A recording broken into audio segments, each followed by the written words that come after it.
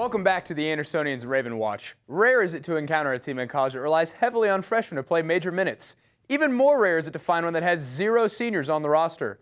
AU's volleyball team has managed to check off both of those boxes, and they've gotten off to a fast start in doing so. The Raven Watch crew sat down with Coach Miller to get the inside scoop on the team's unique start to the season. I'm going to say that we knew that we were going to have freshmen on the court, no question, based on the veteran players we had returning and some that we lost.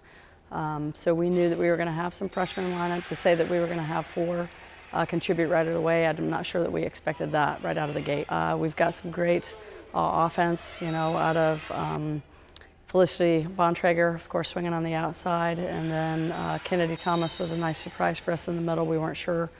She would be one of those that we looked at that we weren't sure whether she was going to contribute right away. And then Casey's coming in and, kind of co-piloting with Courtney Markello on the offense, and then Brooke Troyer in the backcourt's done an amazing job for us. With the transition of some of our graduates, we now have Olivia Rice and Emily Hale, both in the leadership role for us, and both doing a great job.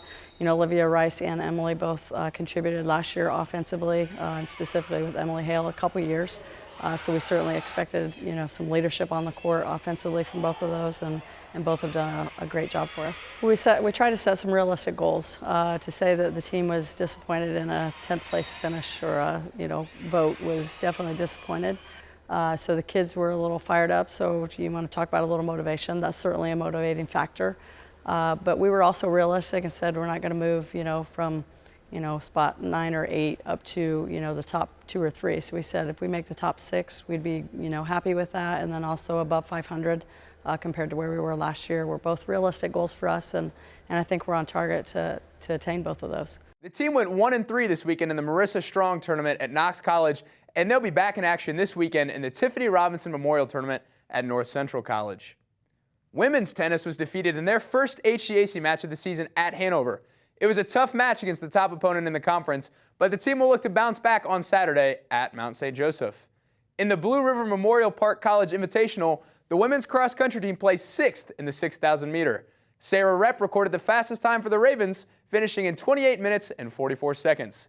Ian Leatherman was the top finisher for the men's team in the 8,000 meter, posting a time of 28 minutes and 20 seconds. The cross-country teams will travel to Upland for the Bullock Invitational Friday at 5.